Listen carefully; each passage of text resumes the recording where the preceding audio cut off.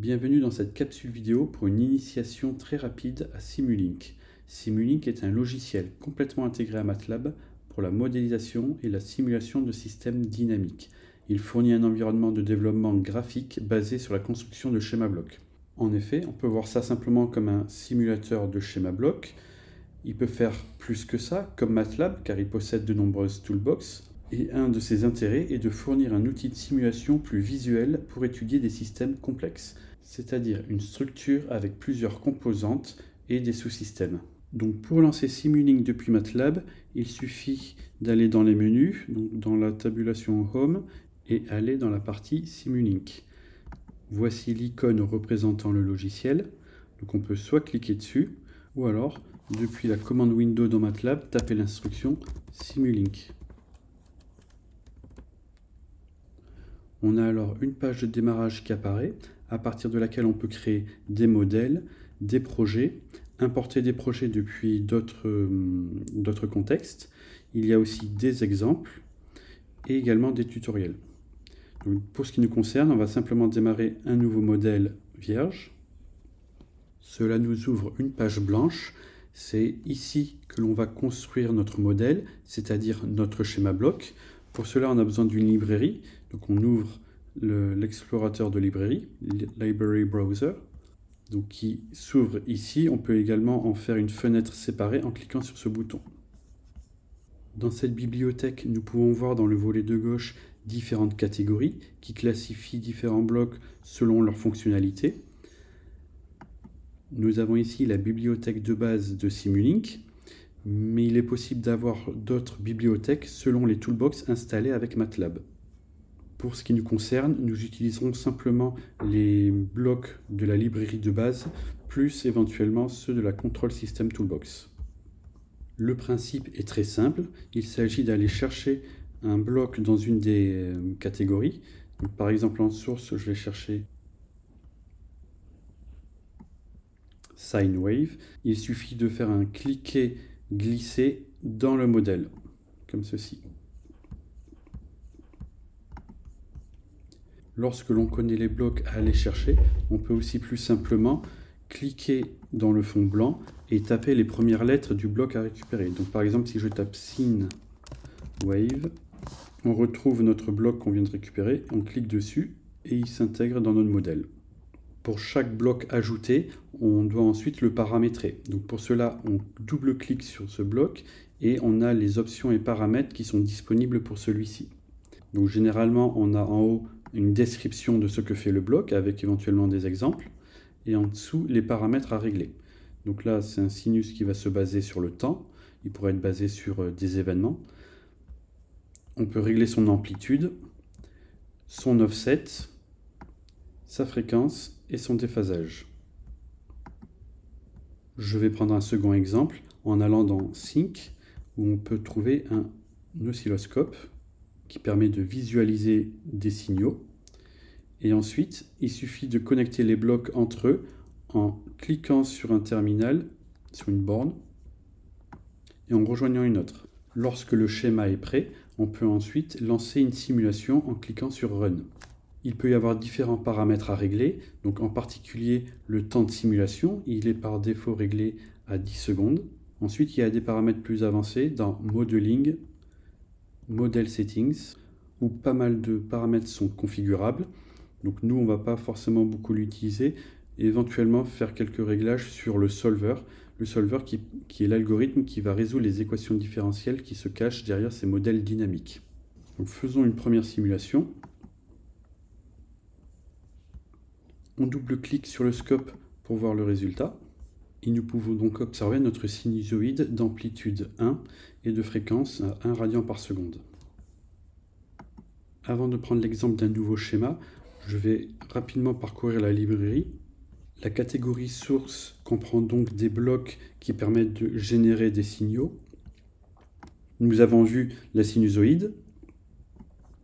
Nous pouvons générer un échelon, différents types de signaux périodiques, une rampe, le temps avec clock, et récupérer de données depuis MATLAB avec le bloc From Workspace. Sync comprend, lui, des blocs qui permettent de visualiser ou récupérer des signaux. Donc on peut faire la visualisation avec un scope, comme on l'a vu.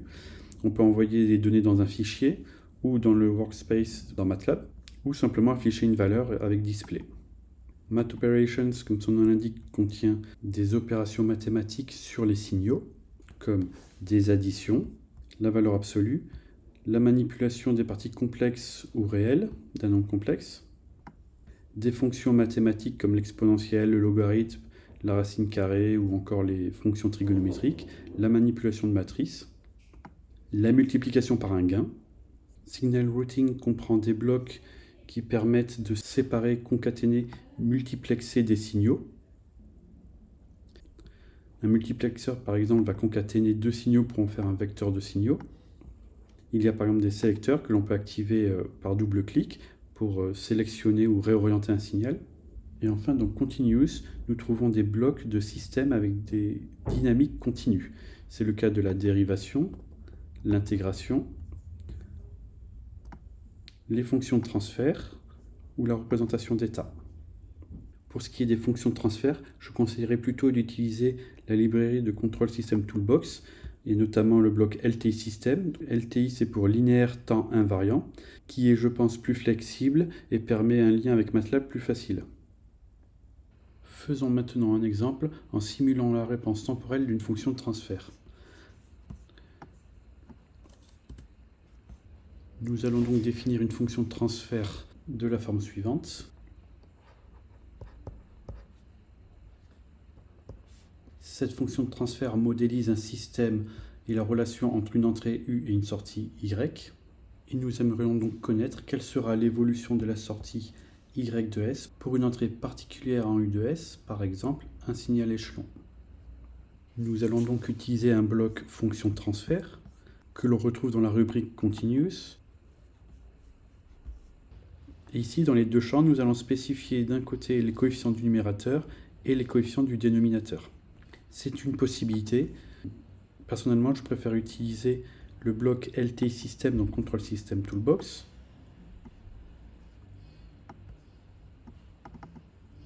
Où nous pouvons définir ici notre fonction de transfert directement avec la commande TF utilisée habituellement dans MATLAB. Ou alors, on peut aussi aller dans MATLAB, définir notre fonction de transfert G. G est maintenant défini dans le workspace comme une variable TF. Et on peut également l'utiliser depuis Simulink en spécifiant le nom de variable G. Nous allons observer la sortie G, donc on va la connecter à notre scope. Pour signal d'entrée, nous allons choisir dans source un signal échelon.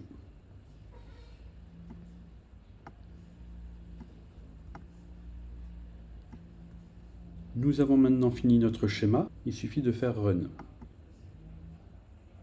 Et on double-clique sur le scope. Voilà donc la courbe simulée de la sortie. Nous avons simulé sur 10 secondes. Il peut être intéressant de simuler sur un horizon temporel un peu plus long pour pouvoir mieux voir le régime permanent. Donc dans ce cas-là, on change ici la valeur et on va mettre par exemple 15 secondes. On relance la simulation. Et voici donc le résultat. Ici, nous voyons que la sortie est égale à 0 pendant à peu près une seconde. Cela vient du fait que l'échelon démarre en fait à la valeur de 1 seconde. C'est-à-dire qu'en dessous de cette valeur, il est égal à 0. Il est en fait égal à initial value, donc 0. Et au-delà de cette valeur, state time, il est égal à la valeur finale 1. Nous avons donc un échelon de 1. Nous souhaitons maintenant asservir notre fonction de transfert G de S en boucle fermée avec un simple gain proportionnel. Le schéma se dessine comme suit, avec cette fois U, la loi de commande qui est calculée à partir de l'écart entre la consigne R et la sortie Y, et multipliée par un gain K. Gain K, un paramètre de la commande à déterminer.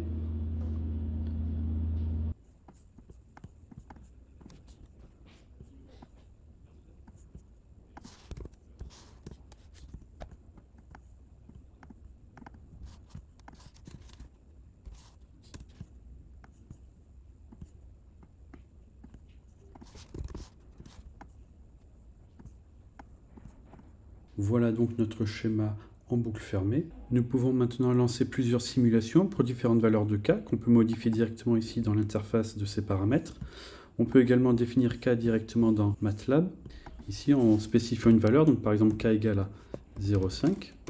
On peut alors spécifier dans le bloc gain simplement le paramètre k, qui a été défini préalablement dans MATLAB, et faire notre simulation.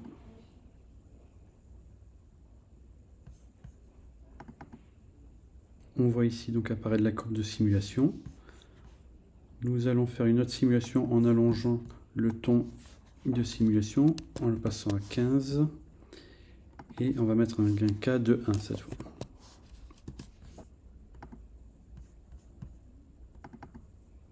Nous pouvons observer qu'il y a un peu plus d'oscillation en augmentant le gain. Par contre, là, on peut voir qu'il y a un petit problème parce que la courbe, elle n'est pas lisse et il y a une certaine saccade. Ceci est dû au pas de discrétisation de la simulation. Donc là, on peut faire un zoom pour voir un peu plus ce qui se passe. Et nous pouvons voir qu'on a un point ici, un autre point ici, et qu'entre les deux, il trace un trait. Ce pas de discrétisation peut être variable, cela dépend de la méthode du solver spécifiée. Pour retrouver la vue complète de la simulation, on peut cliquer sur ce bouton et cette icône.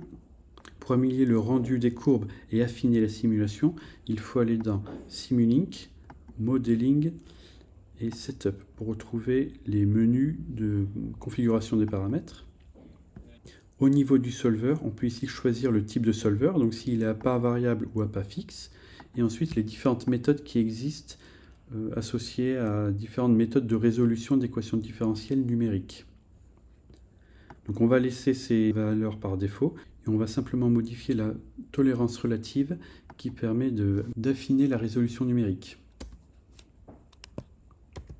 On va mettre 10-8. On pourrait également toucher aux autres paramètres, donc le pas maximum de discrétisation, le pas minimum de discrétisation, la tolérance absolue plutôt que la relative. Bon, nous allons rester simple et modifier simplement ce paramètre. On peut relancer la simulation soit depuis ce bouton dans Simulink ou directement depuis notre figure ici. Nous obtenons donc ainsi une courbe plus lisse, plus continue, grâce à une simulation plus fine. On peut voir qu'on a besoin de beaucoup plus zoomer pour voir les pas de discrétisation. Concernant notre modèle, ce qui peut être intéressant, puisque l'on fait un asservissement, c'est de tracer à la fois la sortie et la consigne. Puisqu'en effet, l'objectif de notre asservissement, c'est de faire converger Y vers la consigne R. On va utiliser pour cela un multiplexeur.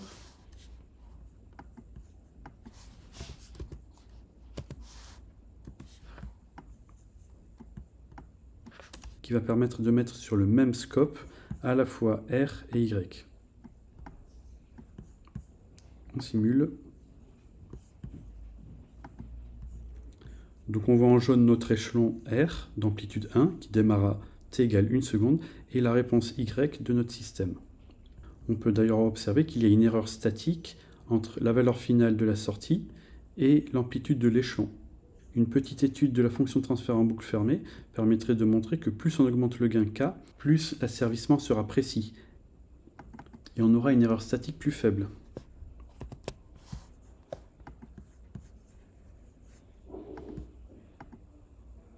Par contre, cela augmente considérablement les oscillations. Pour K égale 2, nous avons encore 20% d'erreur et beaucoup d'oscillations. Et pour un gain de K égale à 5, par contre, dans le cas de ce système, si on prend un gain un peu trop important, eh bien, cela déstabilise l'asservissement, comme on peut le voir ici, avec des oscillations qui sont de plus en plus importantes. Même si on ne le voit pas ici, les oscillations démarrent dès le début de l'échelon. C'est parce qu'on est ici à une échelle de 10 puissance 6. Donc si je fais un zoom autour de 10 secondes, entre 5 et 10 secondes, nous pouvons déjà voir le début des oscillations.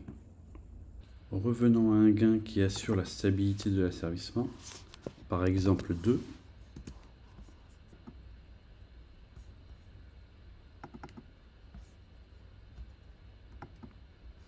Toutefois, ce gain n'est pas satisfaisant puisque, comme on l'a vu tout à l'heure, il y a une erreur statique importante de près de 20% et des oscillations très importantes.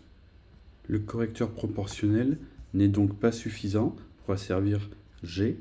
Il s'agit donc de trouver un nouveau correcteur plus évolué. Une petite étude avec les outils de l'automatique classique fréquentielle m'a permis de déterminer un correcteur qui pourrait faire l'affaire.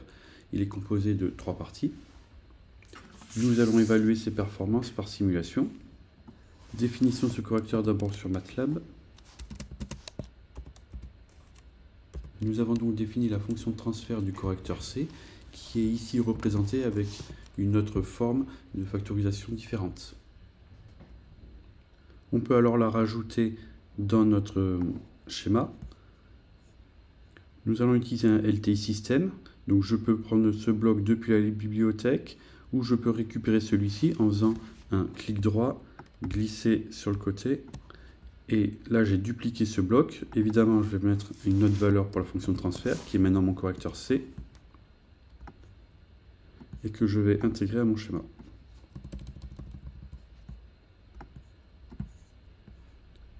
J'ai une nouvelle loi de commande, je fais ma simulation pour voir ce que ça donne. Et on obtient une réponse qui semblerait plus satisfaisante, puisqu'on a une erreur statique nulle et un régime transitoire avec beaucoup moins d'oscillations et relativement rapide. Je peux simuler sur moins longtemps, sur 15 secondes. J'aurais pu également chercher un correcteur qui serait de la forme PID, proportionnelle intégrale dérivée. Il existe un bloc spécifiquement pour cela, donc continuous.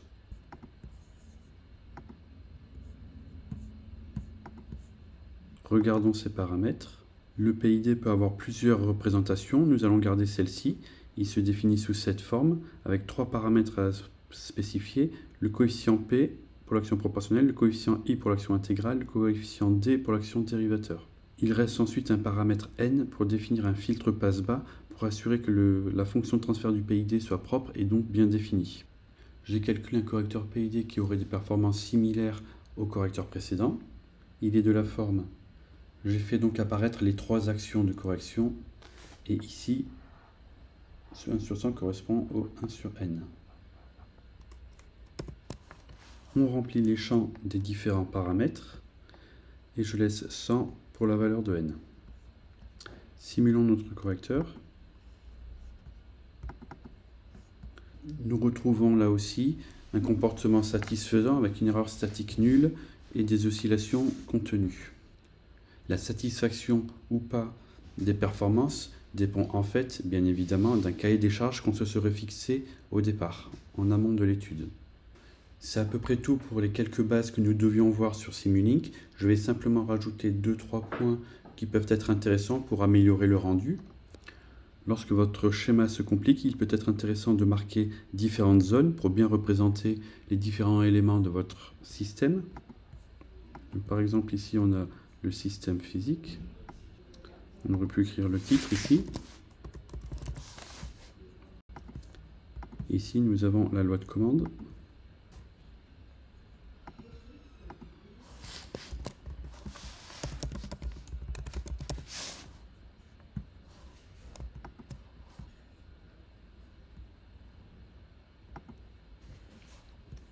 Et enfin, parfois, il peut être même nécessaire de définir des sous-systèmes pour mieux, encore une fois, structurer ou hiérarchiser notre système complexe, voire réutiliser certaines parties et en faire des briques de modèles. Donc pour cela, soit je vais chercher le bloc sous-système dans la librairie, voici le bloc, ou alors, plus rapidement, je peux sélectionner ce que je souhaite définir en tant que sous-système. Ici, à partir des 3 petits points, je peux définir un sous-système.